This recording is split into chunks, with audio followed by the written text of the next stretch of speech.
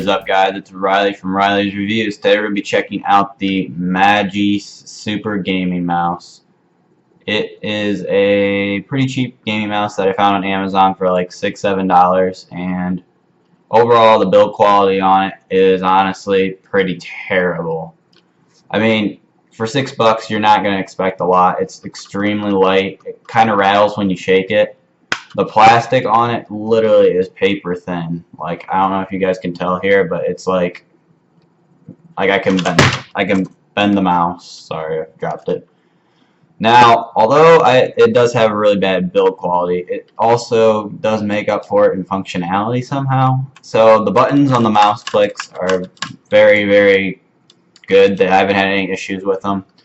It has 3 DPI settings, which when you press the center button you can change it.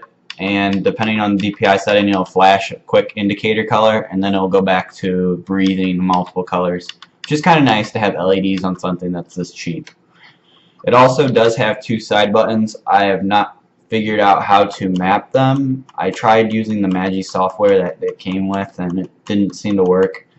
It just uses the auto default, so in CSGO it kind of auto defaults to, I think, it changes it from, they're assigned as like hotkey just number 1 and number 2. I mean, I don't know how you'd even change it. There's no like menu settings or anything for this mouse, so yeah, I don't know about that. Another thing that it's got going for it is the cable. Honestly, the cable's nicer than the mouse in terms of build quality. It's got like braiding around it, and it's pretty heavy to it, so it's not terrible. It's what you'd probably put on like a $15–20 mouse. Compared to my TechNet gaming mouse with 6 DPI settings and side hotkeys and everything, this thing doesn't actually compare with it. Honestly, for $6 though, if you're in need of a mouse, I would pick it up. It's a good mouse if you just need a mouse that can work. Another thing, a little quirk here. So on the top of this button, the plastic comes to a really sharp point, and since the plastic's so thin, these top pieces are actually extremely pointy. Like, if you touch them, they kind of hurt. But I mean, other than that, it's not too bad. The palm feels pretty good. It's definitely a little bit larger of a mouse, so you have to kind of use your whole hand.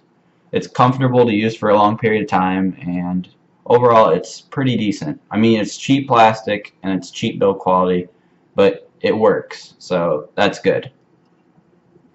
So now we're going to be throwing up the benchmarks and stuff. I have a couple benchmarks from CSGO.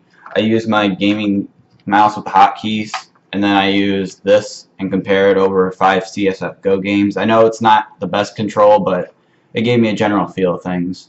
So I'll just be throwing those up in a second.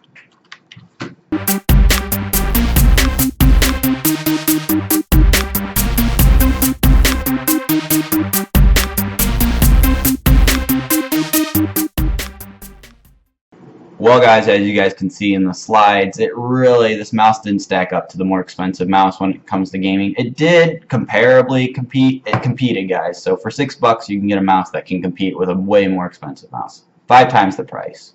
And I mean, it played fine. It was, sometimes you'd have a little bit of issues with scrolling and stuff, but that's just because it has a lower DPI settings. And honestly, I mean, for $6 you can't beat a mouse that's comparable.